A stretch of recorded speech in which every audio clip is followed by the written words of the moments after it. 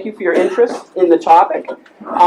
Just a little background information or a little context about the presentation.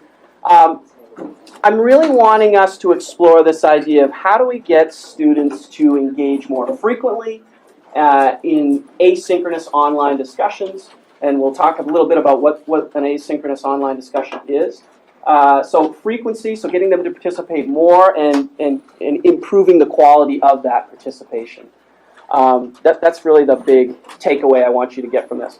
I certainly want to spend quite a bit of time giving you an opportunity to think about what you're already doing in terms of creating conversations and discussions, whether it's in your face-to-face classrooms or in an online environment.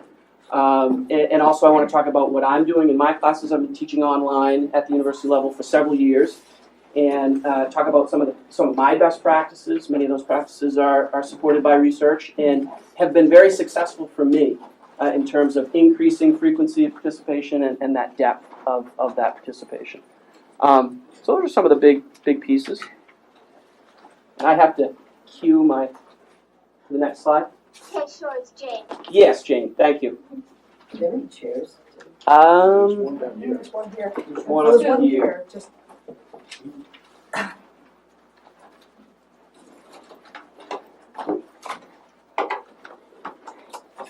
So yes, as I was saying, so I want you to walk away with some ideas of best practices in terms of frequency of participation and depth of participation in asynchronous discussions. Also, I want to introduce to you a tool that I've been using to deliver content, but I'm considering using in the coming semester for students to use a web-based tool so that they can project their answers to discussion board questions or their responses to other students' discussion board answers with creating video content. Oh, Jane, yeah, go to the next one, please. You advance it on your own computer. Oh, I advanced on my own. And I am very new to this style, so I'm learning some new technology myself here. Tim, you can actually make that slide bigger by going to the slideshow. I want to do it full screen also. Perfect. Excellent. So, definition.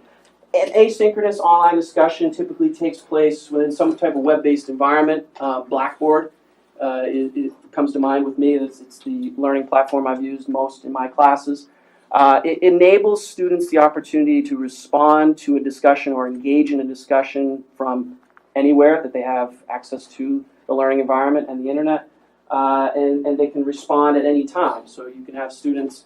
I've taught classes where I've had students in Fort Kent, I've had students in Seoul, South Korea, I've had students in southern Maine, and they're all able to engage in this discussion together. So it's not fixed by place, and it's also not fixed by time. I have students that love to participate at 10:30 in the evening. I have students that like to participate in discussions at 8 o'clock in the morning. So it provides that flexibility. A challenge. So a lot of the research points to challenges with creating deep conversations within these asynchronous discussion boards, and that's what I'm hoping this presentation addresses and gives you some ideas how to overcome that challenge. So first, what I'd like you to do is, and you can do this on just, oh yes, oh absolutely. Act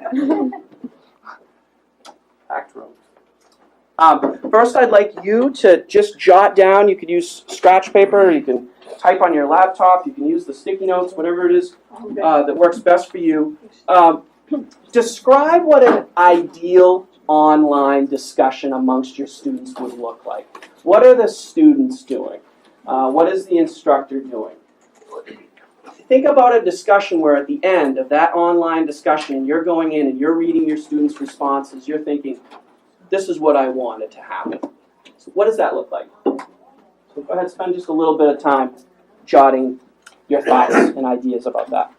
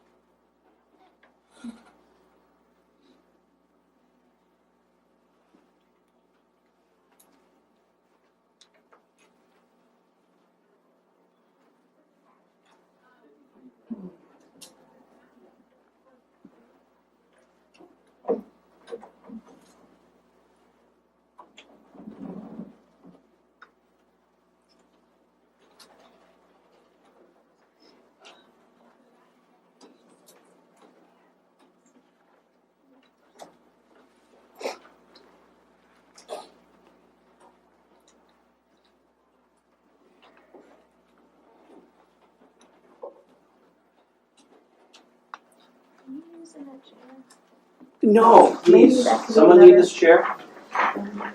Certainly feel free to use it. No? It's really good.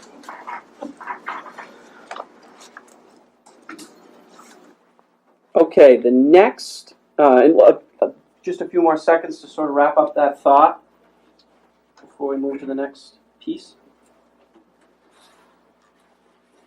And this is where the sticky notes come into play. So we're going very low tech here. With the sticky notes, and I really want this to focus your discussion that we have after you have an opportunity to think on this. With the sticky notes, be jotting down individual thoughts or ideas for each. So each individual thought or idea you have about the 3 prompts. Oh, Jane, hi. Thank you. So each individual sticky note should be an individual idea or thought you have about these 3 prompts, and this will help to focus the discussion you have with someone next to you afterward.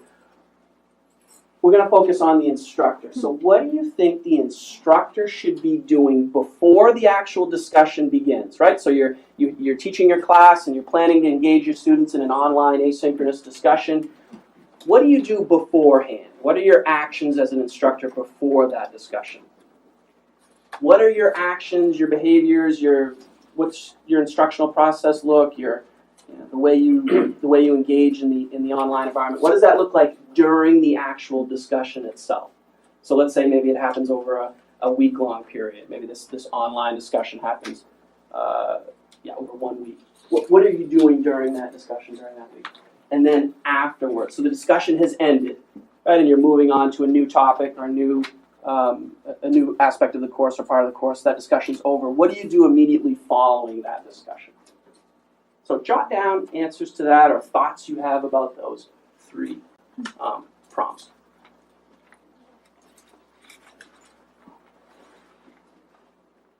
And we'll take about 5 or 10 minutes to do this.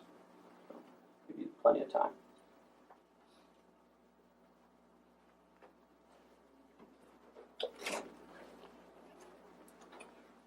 Are we assuming this is an online course or a face-to-face course? Online. Yes.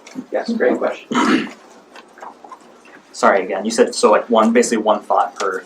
Yeah, exactly. So if something you're going to do beforehand is provide students a reading or a video, that would be one. That would be one sticky note.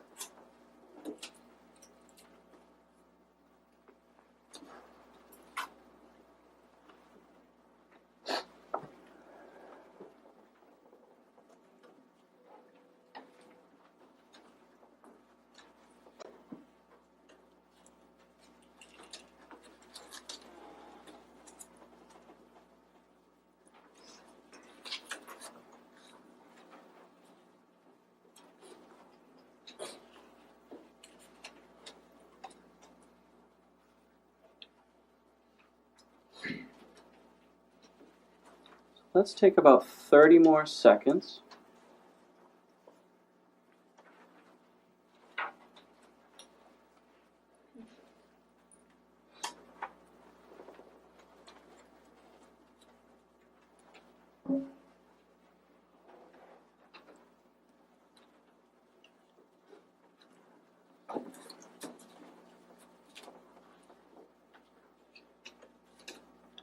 So what I'd like you to do in just a moment is chat with somebody, chat with one person or two people, however it makes the most sense. Share your thoughts. Start to clump together some of your sticky notes. So, and you can do it right on the desk, based on similarities. So did you have some similarities in your thoughts about what the instructor should do before the discussion, what the instructor should do during the discussion, what he or she should do after, and think about what is that theme that's drawing all of those, drawing that clump together. So go ahead, have that discussion.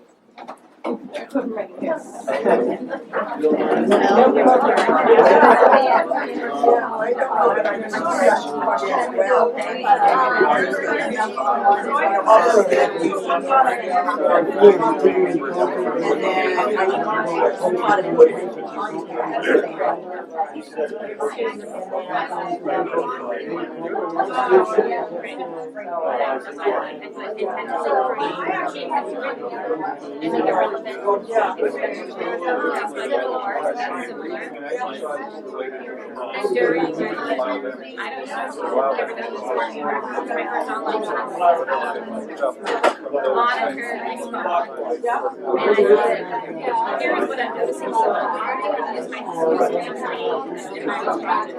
that Dan thinks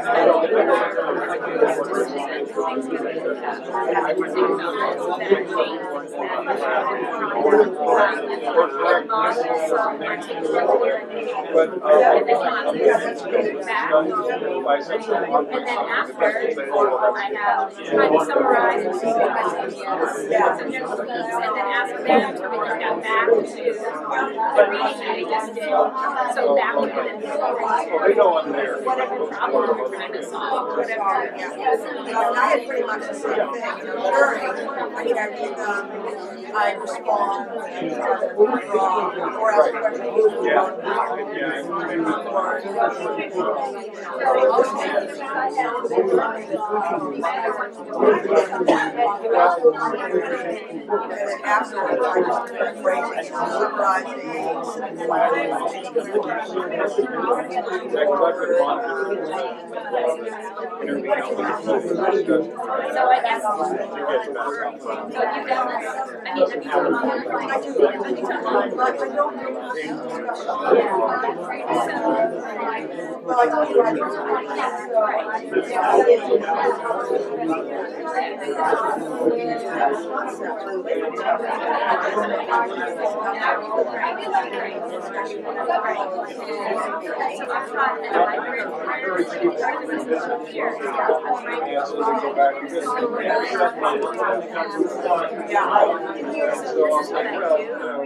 And I have a couple of the so early on, we're not valued to say,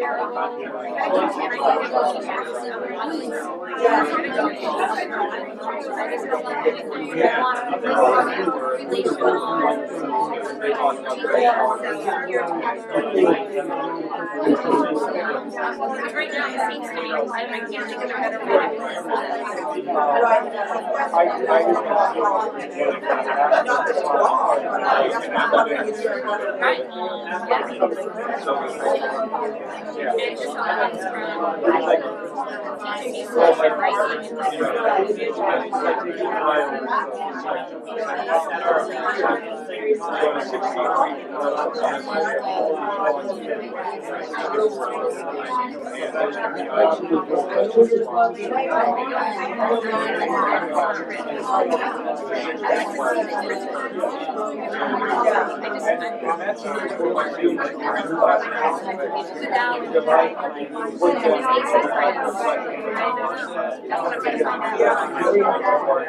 Because for me, it makes everything a problem. What is your problem? So this is going to be about evaluation spreadsheet. It's the only way to do this is to basis on academic practice and what is the and these are not going to be, this is not going to be helpful. When I'm a kindergarten teacher and there's a physics education need, physics teacher,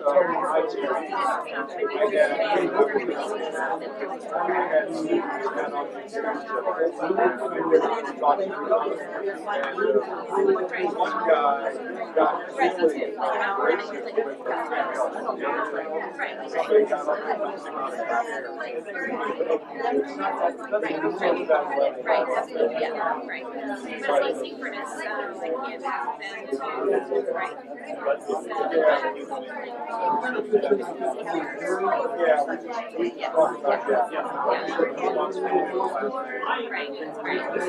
early elementary, secondary school, and then just help her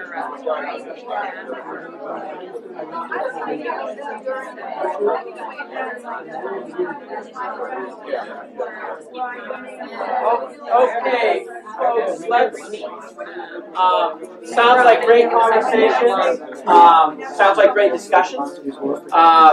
Let's come back together, and I'd be interested in hearing from some of you folks. Let's start with that first prompt. So this idea of what should you, the instructor, be doing beforehand, preparing the students to engage in the discussion. What did some people discuss or talk about, have some similarities in their thoughts? Yeah.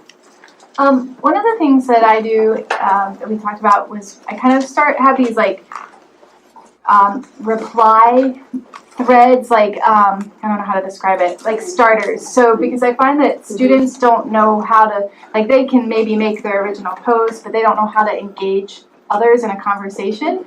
So they're very simple. So it might be something like in an English class, it'd be like, I noticed you pointed out blank about this short story. It reminded me of blank. And so they're kind of filling in the blanks, and I have to train them. Like I expect more from you than just this reply starter, but it gives them like kind of a, like in that, so I have some that connect back to the lectures or the,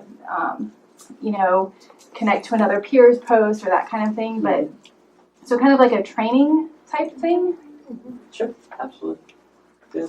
Other thoughts, or for the sake of time, let's move to during, right? So training them on how to engage in the discussion, giving them some sort of instruction on what it means to engage in a discussion. Absolutely, as a before strategy. What about during? What should the instructor be doing during the actual discussion as it's going on? Yeah. So one thing I do is similar to that, is kind of articulate what they're saying and summarize along the way. So here's what I'm noticing. Susan thinks this, but Dan disagrees and thinks that. And I'd like compare a couple of students' writing and helps them see clearly articulated. So I like them to clearly articulate their arguments, and I'll sometimes bring in other resources for them to link to and click on During as well. During the discussion. Nice. So do you provide those individually, or do you provide them to the whole? To the whole class? Right? Yeah. So I will engage all the way down while they're discussing. But it also provides them. I also give them model ways to reply as I'm talking back with them. Yes. Biggest thing I found is that I have to keep my mouth and my fingers still, because if I get commenting too much during the post, they will stop. So I've got to watch and only say things that are really germane, or share a good resource, or contradict something that's an obviously mistaken impression. But I got to be careful not to say too much. Otherwise, they don't share from their hearts. And check out. Yeah, they just give surface answers. How about after? So the discussion's over, you're moving ahead to some new material, but you don't want to let that. I want there to be an abrupt ending here. How do you wrap things up for that individual discussion? Yes. I try to respond to each individual, but then also to the class as a whole. I mean, each individual I might limit it to, just a brief sentence or two to pointing out, strengths or weaknesses to their particular post. But then I'll give a fairly lengthy response to the class. One thing that I've discovered is that if you structure the discussion session well, and I do it by providing study questions related to the reading assignment. I teach English courses. That if you structure it pretty well, that they will come up on their own with about 80% of what I might have delivered in a lecture. And so I see my job as providing that other 20% in response to the class as a whole. And it'll be a fairly lengthy response, 2 or 3 pages probably. Thank you. Another thought? One more thought on this? After? I do something similar. I teach graduate research, and I actually use Wiki rather than I have groups of students on Wiki, like 4 or 5 students in a group. Yep. And I will, at the end, because they're discussing results and discussion, or methods and results, at the end, they pulled a lot out of what they're reading and their understanding of what they're reading. But then I'll do a nice summary at the end and pull in what they haven't gotten, because they're still learning, how to interpret these pretty complex research studies. Jane, I'll go back to the screen, please. Thank you. And what I'll show you, and this is a handout that's on the web, and I also have paper handouts as well. This is what I do, and a lot of it is supported by research that's been done on this topic, and there's a research-based handout that I also have that's on the web. But here's a lot of what I do that I've found a lot of success with.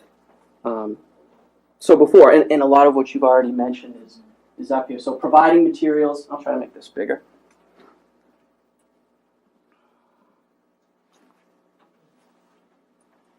So providing materials prior to the discussion, right? That could be videos, that could be readings, PowerPoint presentations being created. I find this to be number one in terms of importance for what you do beforehand. Really thinking about those thought-provoking questions, those open-ended questions where students can bring in their perspectives, bring in their personal perspectives, bring in their interpretations of the materials, bring in many cases with my students, their professional experiences. So questions that really enable students to give that individualized answer. So if you have 25 students, oftentimes you get 25 different answers. I mean, there's some similarities there, but that's really what, in a nutshell, an open-ended question does really well. It gives students an opportunity to give their individual perspectives. I give a really clear rubric that I'm actually going to share with you that identifies success criteria and really lays out clearly this is what I expect from your initial post. This is what I expect in your response posts to your classmates, and so on. Clear structure, so the due dates, and when is the initial post due, and how do you do that? Where do you make that post? When are the response posts due? I think this is important too. I always try to communicate. How is this discussion anchored in my broader course goals and themes? Right, sort of connecting back to my learning outcomes for the class or for the course. Instructor during, and a lot of these things have been mentioned, which is great. Highlight important concepts and insights, and a lot of times I'll do this individually. So I see something that a student says or writes in a post that I think is fantastic, and I highlight that so that other students can see that. Because when you have a full discussion, a threaded discussion, and you have maybe 200 responses, every student isn't going to read all 200 of those responses, and they shouldn't have to. I think this is another way to expand the discussion, pose additional questions. Well, yeah, that's an interesting point. Have you thought about it this way? Or oftentimes my questions will try to get them to connect back to the materials. That was an interesting point you made, somewhat different than what, whatever the authors are. Yeah. How do you require the student to read your post? How do I require the students? That's a great question. I don't. Because Mhm. the discussion is really among the students. And my idea is just to take the things that are missing and talk to the whole class about them. Yep. Or, post that, kind of go from there in the material. So I'm feeling like if I'm responding to 47 people, Yes. or maybe even more because students are responding to students who are responding to students, who's going to read that and get benefit out of it? Absolutely. And I don't oftentimes respond to, here's how I give feedback or point out individual pieces of what I really liked about their discussion or their contribution to the discussion. I situate it into the rubric. Students are interested in going in and seeing what their score was, their grade for this discussion was. And oftentimes within that rubric, I have that feedback right there in red font so that they get it. And yes, some students don't. They don't check their grades, but I think many do and are interested in what the instructor has to say about what they did and how they can improve for next time, or how they did really well, and so on and so forth. I try to highlight connections between student answers and course materials. The after piece, and this is sort of what I was just saying, I provide that individual feedback. Here's what I think you did really well in the discussion. Here's some ways I think you could improve for the next discussion we have. And I tie that in with their score for the discussion board, and I'll show you my rubric in a moment. I provide additional resources. I think this is critical. Here's a great article, and again, I don't mandate that. I don't say, here's an article and you must read it, but I think if a student gives a response to something and you can send them a resource that's relevant, I think there's some intrinsic motivation there for them to engage. Yeah. I think, Guy and I were talking, and it was interesting. It's almost like we were talking about two totally different things. And a piece that hasn't come up yet today, but it really was illuminated, and we started talking about, what do you do? And we're doing really different things. I'm like, geez, am I this far off? And then we talked about, well, what do you teach? Well, Guy says, well, I'm teaching courses about, working with students, understanding mental health issues, right? Yes. I'm teaching a course in statistics and assessment. Yes. And I really think that one of the pieces in terms of what you do is contextual to what it is you're trying to accomplish. My students don't generally know anything about the topic. They are swimming, in deep water.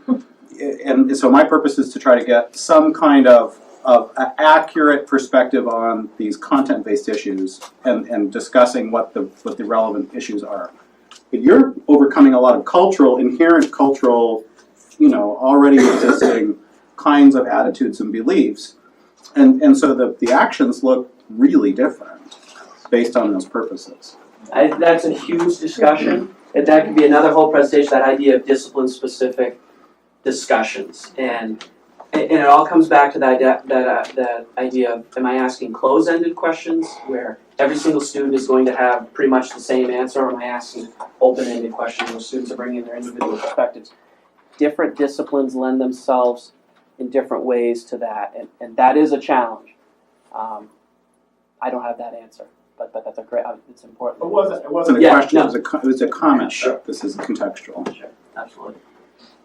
And then the last piece, and someone else mentioned this already, I do like to give that sort of, here's my holistic impression of the discussion, and here were some really powerful comments that were made. I oftentimes contact students ahead of time and say, hey, you said something really interesting. Do you mind if I project it to the whole class? And they always say yes. So that's what I do before, during, and after. I'm going to go back into the PowerPoint.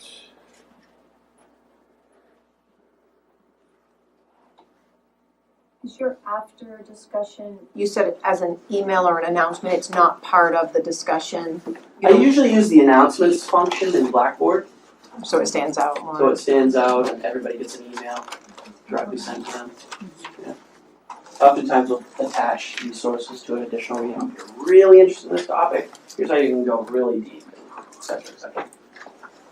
This is something I've really been starting to think about, is how do I evaluate my online discussions? I think that's an important, that idea of measuring and assessing what we do, reflecting on what we do. So I look at, some of the obvious ones. I look at my student evaluation data. I think this is a really important one. So within the same class, if you give multiple discussion boards, which I often do, look at that response per participant or per student ratio. And this is the important question I'm starting to ask myself. Why did this discussion, what was it about this discussion that really inspired students to engage at that higher level? That's more frequency, 6.3 responses, versus another discussion within that same class that was more towards 4.2. And here's an important piece of contextual information. So in terms of grades, I require that they do 4 posts within the discussion. So they give, and my rubric outlines that. So 1 initial post where they answer the initial discussion questions, and then they have to make at least 3. That's the minimal requirement for the discussion. Do you have a discussion every week? I usually do 8 within a fifth, so 1 every other, just about. And then for rubrics, and then for the level of quality, I use a scoring rubric, which I'm sure many of you do, and I'm happy to share my rubric out with you as well. The interesting thing for me about the number of responses is that sometimes the discussions, the threads that get the most responses within a discussion are not necessarily the ones that meet my educational goals for that particular session as much. Interesting. Because they're often ones that really resonate personally with members of the group in some way or another. I don't know if anybody else has had that experience. But if, for example, somebody comments on an autistic child, then everybody who has an autistic child responds to that post, and they don't necessarily say anything that really applies to the educational goals for that session. And what I would say to that is, how do you harness that personal interest to pursue those academic goals? So, that's exactly the question. So, and I think, again, it all comes back to that rubric, where you're saying to your students, I want you to bring in your personal perspectives, but I want you to do it in a way that is connected with whatever my those week's learning goals are, or broader course themes, or whatever it is. And I think that's an important piece, because that enthusiasm is key. That you're getting students that are thinking about their own personal experiences, and wow, this relates to what my life and what I do, and how do you harness that? That's an important question. I want to show you, and I think we'll have time for this. I want to show you 2. So I teach education courses, so teacher preparation. So I want to show you 2 discussion boards.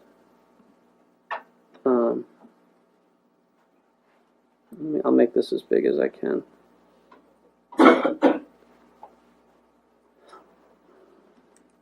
going to be available electronically? Yes, they are. Yep. So go ahead, just take a few moments to read through this.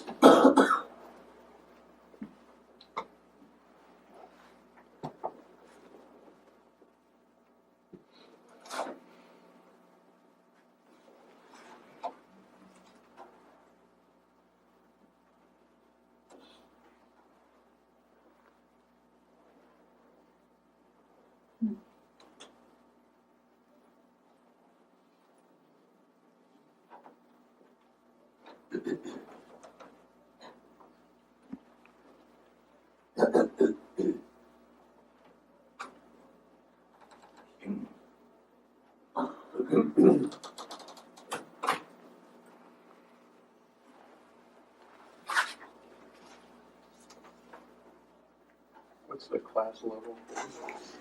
This is a 200 level.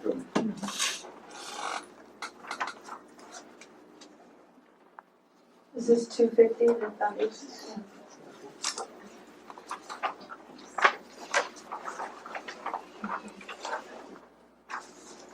Thank you.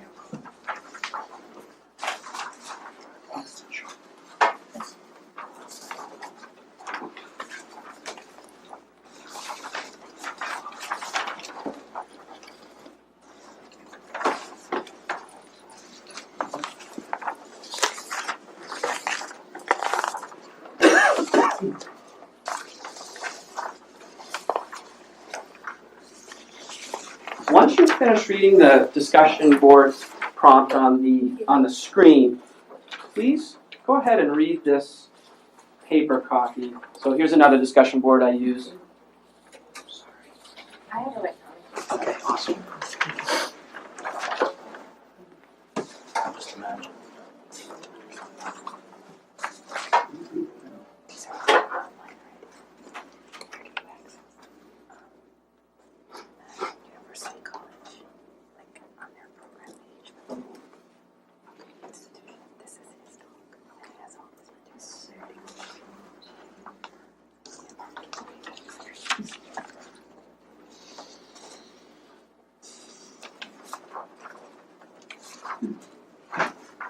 And there's a back to this one as well.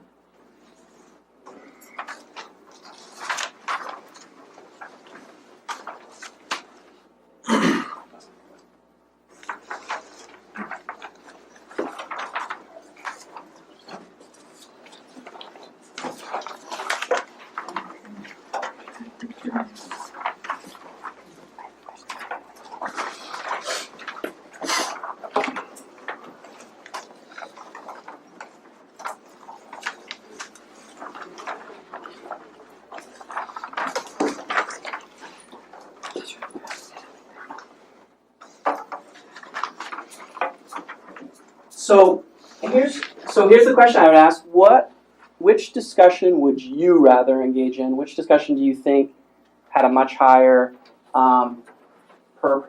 response per participant rate than the other? Any guesses? Number two had the higher. How many people think number two?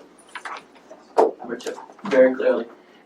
Students were much more eager to engage in that discussion. So this was in the same class. So one's exploring socioeconomic diversity, how that impacts what teachers do, and the other one was exploring learning standards. Right, both very important topics. Learning standards and what are learning standards and who creates learning standards and how do they frame what we do as teachers. And the other one is that socioeconomic diversity piece and how that impacts what we do as teachers. And this one, any thoughts on why? They can relate. This is about 200 level students aren't that far away from number two. They have personal relevance. Okay. Personal relevance? Other thoughts? You also gave a little story. Like if you turn the state one into, okay, in this state we tend to have a lot of poor people, this people, you could have made a little story narrative for both of those, but on this one, because you get that little story, it kind of captures their interest. And then they engage them that way rather than kind of policy. Absolutely. I think personally, and I've had this discussion face to face and online, I think one of the big factors is it really digs into people's philosophies about life in general almost. It's amazing how people have this conversation and it gets broader. And I think there's a controversial piece to it. I feel like the learning standards prompt, the learning standards prompt can also go down that path too, but there's something about that homework scenario that really gets people fired up, and I think it taps into some sort of deep philosophical disagreements that people have. It's almost Democrat. Versus Republican. I wasn't going to say that. I wasn't going to say that. So Tim, would you put the first discussion now, would you put early in the course, before students see the richness of the second discussion, would you put that first discussion first? So as not to have them do this really very rich discussion and then have them say, oh, this other one is, I'm not gonna really do much with this one. Yeah, no, that's a great question. The way I do it now, and that makes me think about how I set up my course. The way I do it now is that learning standards discussion comes much earlier in the course.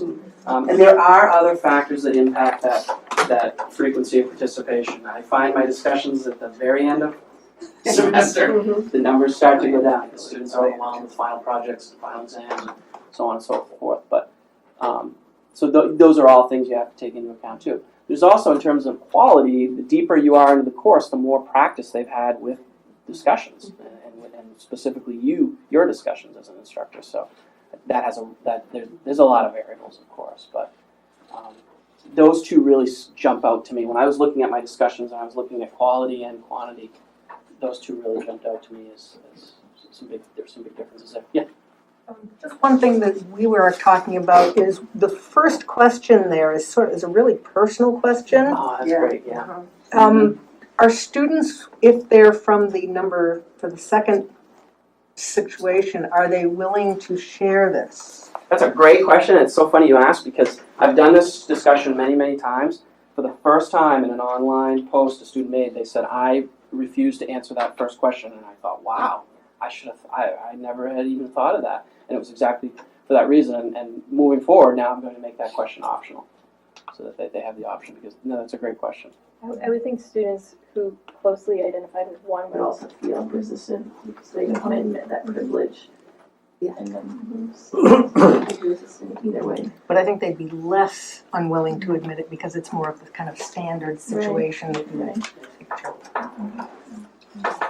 Yeah, just personally, this first one or the second handout you gave us kind of struck me more as like an assignment I would have as like an individual like paper where they'd be dialoguing with me or another instructor versus having it just kind of be out in discussion format for everyone.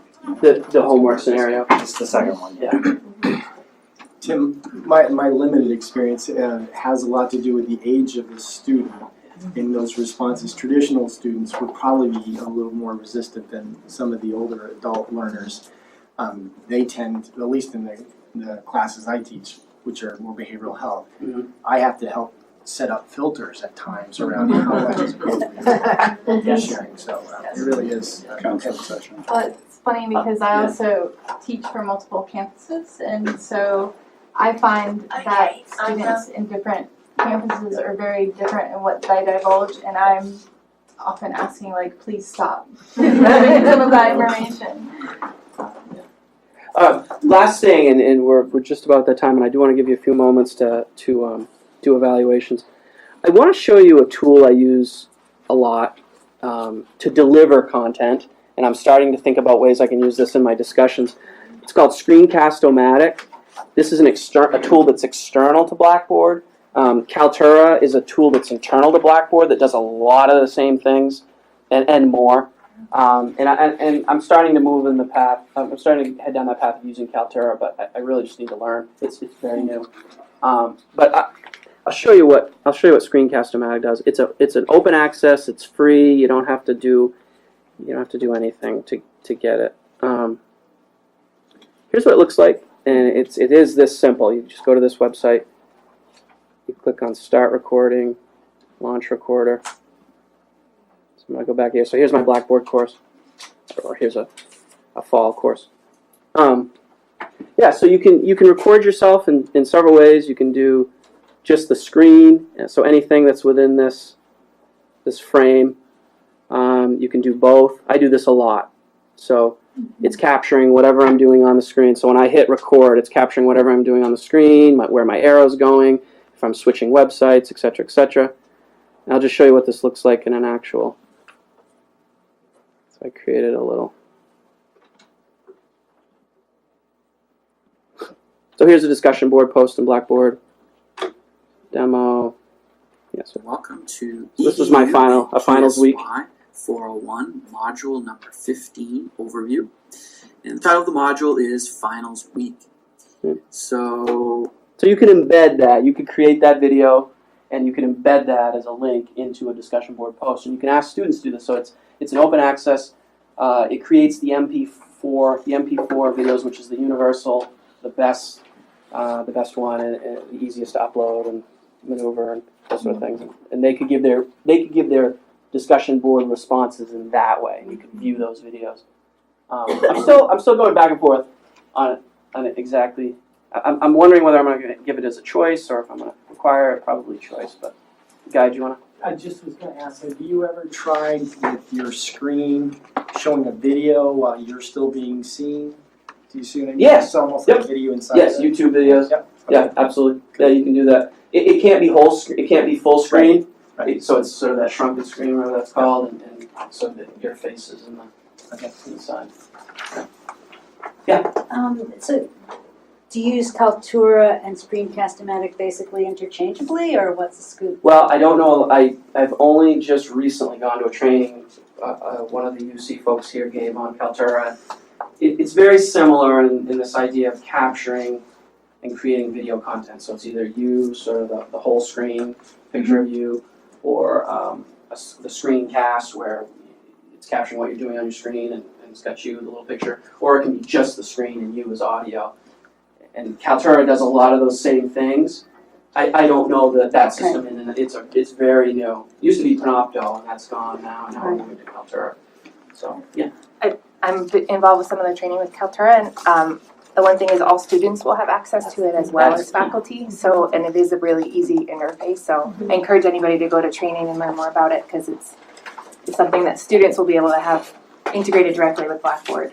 So can you support it from Blackboard? It's right in Blackboard. We're just about at that time with about 2 minutes left.